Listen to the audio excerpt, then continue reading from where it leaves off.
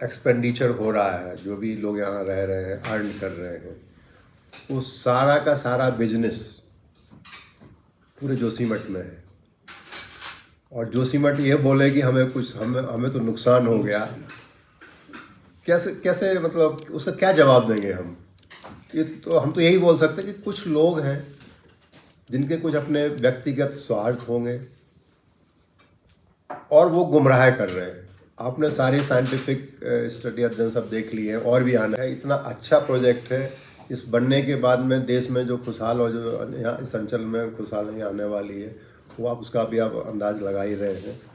तो उसको ऐसे रोक देना, ठीक है, उसका निर्णय होगा। और बाकी आप देख ही रहे हैं कि हम लोग जो प्रयास कर सकते हैं, जितना नुकसान हम सह सकते हैं, चलिए, नुकसान के बाद भी अगर यहाँ समझ आ जाए, लोग सच्चाई को समझ लें तो अच्छा है। अभी गर्मियों के लिए अगर ये 500 मेगावाट होता, 500 का 12 पंचे 60 मेगावाट फ्री बिजली इसको ही मिल रही होती। और ये कॉस्ट देखिए उसकी, जितनी, जैसे आज क्या 5-6 रुपये की, अभी तो 50 रुपये पे भी बेचने बात आ गया था कि 50 रुपीज़ तक भी हम खरीद लेंगे। तो हम जितना भी डिले कर रहे हैं उससे सभी को ही नुकसान हो रहा है, देश को भी नुकसान हो रहा है और प्रदेश और अंचल को तो है ही। तो हमारा तो आप सबसे यही आग्रह है कि देखिए, इसमें बहुत एक छोटा सा ऐसा मानस बनाया हुआ है लोगों ने, उसको आप अगर थोड़ा सा आपका सपोर्ट मिले, आपको हमने सारे तथ्य बता दिए हैं, बाकी डायनामिक्स भी आप जान रहे हैं, क्षेत्र में क्या चल रहा है। प्रोजेक्ट से सच कोई प्रॉब्लम नहीं है, इतना हम आश्वस्त कर सकते हैं। आप किसी भी एजेंसी से, हम भी आपसे आग्रह करते हैं कि आप किसी भी एजेंसी से भी तो बात कर लें। जीएसआई से आप अलग से जाके बात करें, आप अलग से जाके आईआरएस से बात करें, किसी भी अलग से जाके बात कर लीजिए, वो बताएंगे आपको। वो भी तो एजेंसीज हैं। हमसे पूछेंगे तो हम तो चलो अपना ही, हम तो आपको बोलेंगे आप तो अपनी पढ़ाई करेंगे, अपनी अच्छाई ही बताएंगे। आप उन एजेंसी से ही बात कर लीजिए। आपने प्रशासन से बात कर ही लिया है, वो आपको बोल रहे हैं प्रोजेक्ट का तो उससे कोई संबंध नहीं, बोल भी चुके हैं कई बार। तो अब बाकी जब आप लोग सब बोल ही रहे हैं कि वो भी आने वाली है, सारी जो भी अध्ययन हुए हैं वो भी शीघ्र आने ही वाले हैं, तो उससे भी सब क्लियर हो जाएगा। और हमें तो आश्वस्त कर दिया गया है कि ऐसा कोई नहीं है। अपना देहरादून में जो है उसकी एक रिपोर्ट आई थी, उन्होंने 9-10 प्रोजेक्ट को स्टडी करा, उसमें एनएचपीसी के प्रोजेक्ट हैं बेसिकली, उत्तराखंड के भी हैं उसमें। तो उसमें उन्होंने ये पाया, इनफैक्ट ये पावर प्लांट बनने के बाद तो लैंडस्लाइड्स और कम हो जाते हैं उन एरियाज में। ये स्टडी अवेलेबल है ऑलरेडी। वो भी देहरादून के कुछ आईआरएस तो उन्होंने बोला कि पावर प्लांट तो और उस एरिया को स्टेबलाइज करते हैं।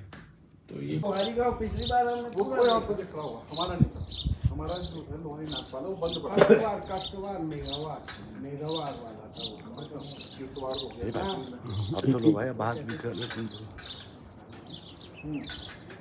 ये अंदर भी जो इतनी, अगर नाइसिक रॉक आप देखें तो मैं आपको चैलेंज करता हूं कि अगर आप हैमर से उसमें से एक बिट भी निकाल के दिखाएं मेरे को, एक कतरा नहीं निकलता उसमें से। तो इतनी मजबूत चट्टान के अंदर जहां सुरंग जहां से गुजर रही है, और जो कि 2010 में यहाँ से आगे बढ़ के परसारी पहुंच चुकी है 4 किलोमीटर आगे, तो खाली टनल पड़ी है, लाइनिंग हो रखी है, खाली टनल है। उस खाली टनल से पानी, कोई हवा ही निकलेगी, पानी तो नहीं निकलेगा। 1.5 मीटर बनने के बाद में उसमें पूरा कंक्रीट की लाइनिंग लगा दी जाती है, और फिर उसको जो छेद देख रहे हैं आप, उन छेदों से उसमें जो है पूरा सीमेंट का ग्राउट भर दिया जाता है।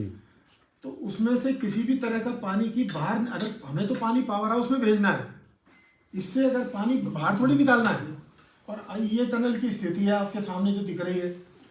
तो ये एक्चुअल साइट का फोटो है, ऐसा नहीं है कि आप स्वयं भी देख सकते हैं, लेकिन इसको आप देखें तो इसमें आपको कौन सा पानी दिख रहा है। और अंदर जाके भी हम लोगों ने प्रेसमैन को लेके गए थे, बहुत सारे लोग अंदर गए थे, वीडियो लेके आए थे, और हमने सबको फोन भी दिया। केवल 6 मीटर की टनल है जो कि यहाँ से गुजर रही है।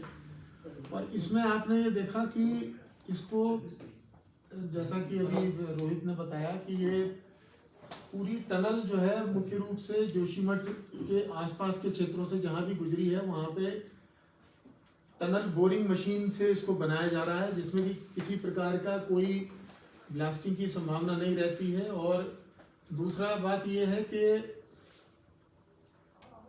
जहां पे आप देख रहे हैं कि ये जो 6 जो लिखा हुआ है ये हमारा परसाई का क्षेत्र है, जो कि करीब करीब जोशीमठ से 4.5 किलोमीटर दूर है। तो 2012 में ही ये टनल परसाई क्षेत्र में पहुंच चुकी थी। ठीक है, तो ये बड़ा महत्वपूर्ण विषय है। 2012 में ही ये टनल जो है वो परसाई क्षेत्र में जोशीमठ से 4.5 किलोमीटर आगे पहुंच चुकी थी। अच्छा, अभी हम आगे आपको एक चित्र में भी दिखाएंगे कि इस टनल में पूरा कंक्रीट के सेगमेंट्स की लाइनिंग की गई है। और जैसा कि अभी आपको यहाँ से जो ये पिंक वाले क्षेत्र बताए गए, जहाँ अभी नीचे दिखाए, तो ये 300 मीटर का एक लाइन बीच में सियान कलर की आ रही है।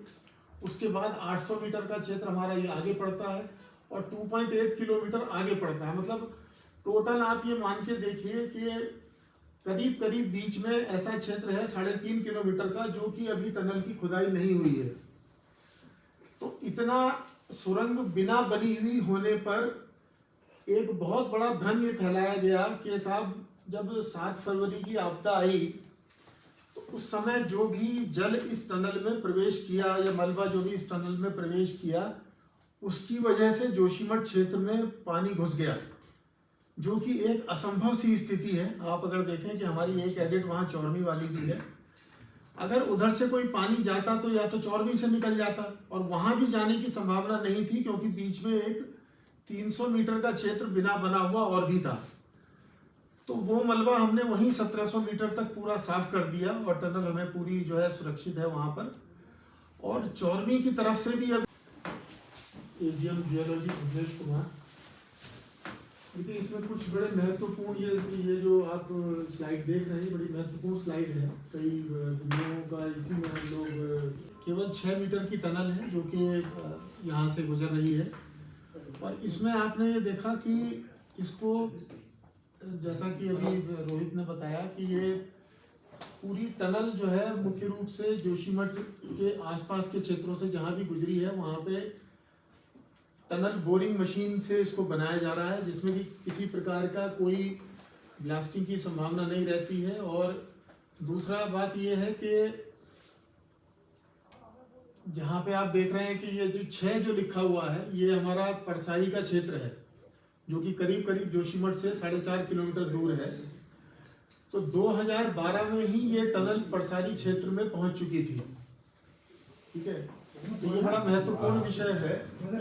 2012 में ही ये टनल जो है वो परसाई क्षेत्र में जोशीमठ से 4.5 किलोमीटर आगे पहुंच चुकी थी।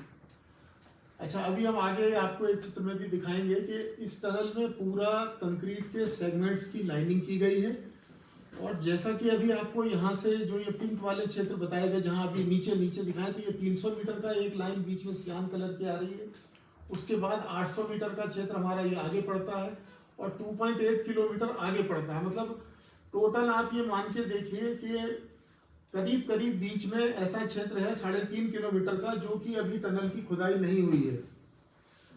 तो इतना सुरंग बिना बनी हुई होने पर एक बहुत बड़ा भ्रम ये फैलाया गया कि साहब जब 7 फरवरी की आपदा आई तो उस समय जो भी जल इस टनल में प्रवेश किया या मलबा जो भी इस टनल में प्रवेश किया उसकी वजह से जोशीमठ क्षेत्र में पानी घुस गया, जो कि एक असंभव सी स्थिति है। आप अगर देखें कि हमारी एक एडिट वहाँ चौरमी वाली भी है, अगर उधर से कोई पानी जाता तो या तो चौरमी से निकल जाता, और वहाँ भी जाने की संभावना नहीं थी क्योंकि बीच में एक 300 मीटर का क्षेत्र बिना बना हुआ और भी था।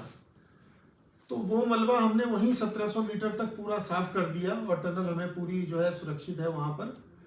और चौरमी की तरफ से भी अब पिछली बार वो कोई और प्रोजेक्ट करा हुआ, हमारा नहीं था।